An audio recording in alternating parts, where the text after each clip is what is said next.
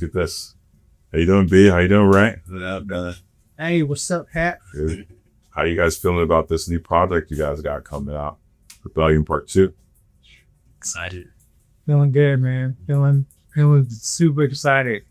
Lots of creativity and everything coming with it for the culture. It's a long time coming, man. I know. From knowing you from a little kid in '95, just seeing your attraction to hip hop, and you were raised in it. Like seeing me, DJing in front of Prince Paul, and other hip hop artists that we were around. The shows that we did with Coco Brothers, like the shows where you climbed up to see Raekwon. Yeah. So, how's it feel being the first person to actually rap over your part in Guilty? Oh man, that was Guilty was an amazing time. Lots of creativity. Smaller cat is the Federals who the group he was managing, and we were doing tours with musicians and artists, DJs, all that. So it's a part of the skate culture, and it's a part of my upbringing. But how do I feel about that? It was kind of strange at first, because it was the first time it was my first song I ever did, and I was doing it over my park. So it was just it was definitely new grounds. Yeah, I remember when you came to me and asked me to do the cuts on it, and you're saying that you're going to put out your own song. I was kind of like, I didn't know how to feel about it at first, but I think that it came out amazing. I think it's one of those parts that people look back at now, and you were a forerunner, an innovator, and in the culture, and I think it's pretty awesome. Thank you. I appreciate that. It's always difficult to do things that are out of the norm, or to be judged, and especially as a skateboarder, when you're rapping and people say, oh, stick to skating or whatever. So at that time with Guilty, doing that was definitely a risk, but at the same time, I just didn't really care what anyone thought back then. And plus, that was the truth, the power of living and staying true to culture.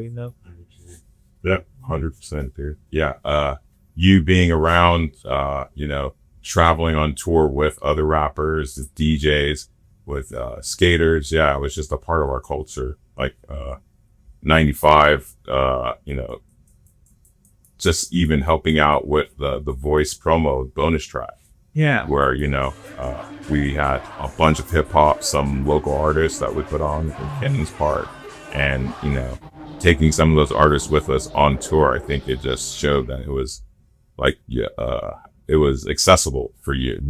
People that you're around, you're seeing them do the work while you're doing the work and skating, and actually bringing that culture together is amazing.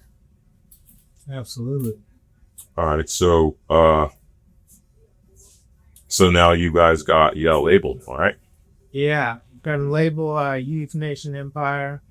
It's basically me, Ray Jones, Rescue Beats is a part of it, and the homeboy Chris, and it's gonna be cool, and it's just gonna be what music is about. Like with Westside Recovery, we have a music program and stuff, but what this is gonna be about is just what I was raised by my ancestors of what music came from, and that's from times of first coming to America and times of confinement. That's how we would music is how we would communicate between each other and stuff. And I think a lot of people lost touch in what that's about, and it's about communicating your story, delivering a message, and also based opinions on current events and storytelling. So that's what we're gonna do, and I'm super excited about it, just to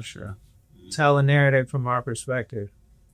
Yeah, I think that one pure thing about hip hop is it's the voice of the streets. Mm-hmm. That's what's going on. It's like a live look into what's happening, especially around us and what we're doing in the culture. So I think that you having a platform now to, you know, help raise other artists, you know, something that you didn't have back in the day, but you know, forged your way. I think it's amazing that you guys are forging your way now and, like, you know, helping out those young artists to get their voices out there. It means a lot.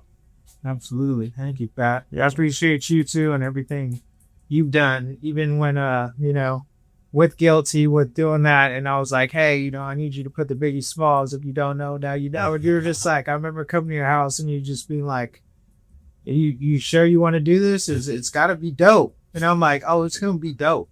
Yeah. No, I remember, man, it was pretty awesome. Then going to the premiere and, you know, seeing how it was put together and how everything, you know, tricks landing on beat and scratches coming in, right? Like I was very proud. Very proud of it. Thank you. Yeah, man. So how'd you meet Ray? So, yeah, I'll let you tell that, right? Oh, man. Friend of mine met somebody who was like, dude, you guys got to meet Brandon. You guys skate and do music. He's like trying to do music. It'll be good. We met down at Rosie's, Normal Heights. He ended up coming to my show the next day at San Diego State. We like listened to music all night before, and he's like, yo, dude, I'm going to take this with me to Europe. And I get back, it's on. And I was like, all right, cool. He missed his flight and left a day later. Like 2 weeks went by, and he got back and called me and was like, yo, I'm up at like the Mafia house. Come up here. Went up there, did like a photo shoot with Trans World and kind of hanging out. It's beautiful.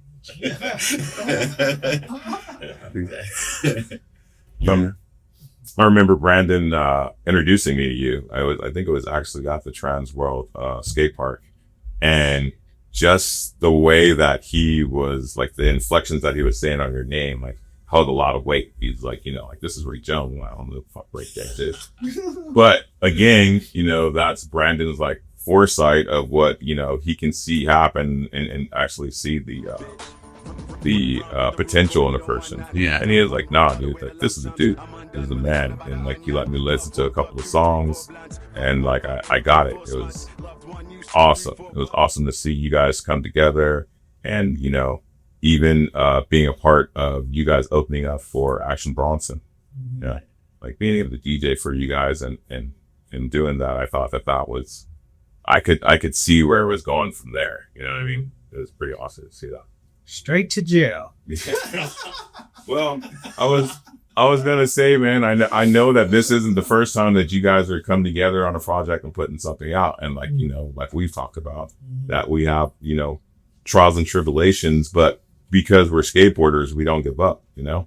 Absolutely. We understand that failure leads to success, and to see that, you know, you've kept striving with the music for it to come to where it is now. Like, dude, I want to applaud you on that. Like, Thank you.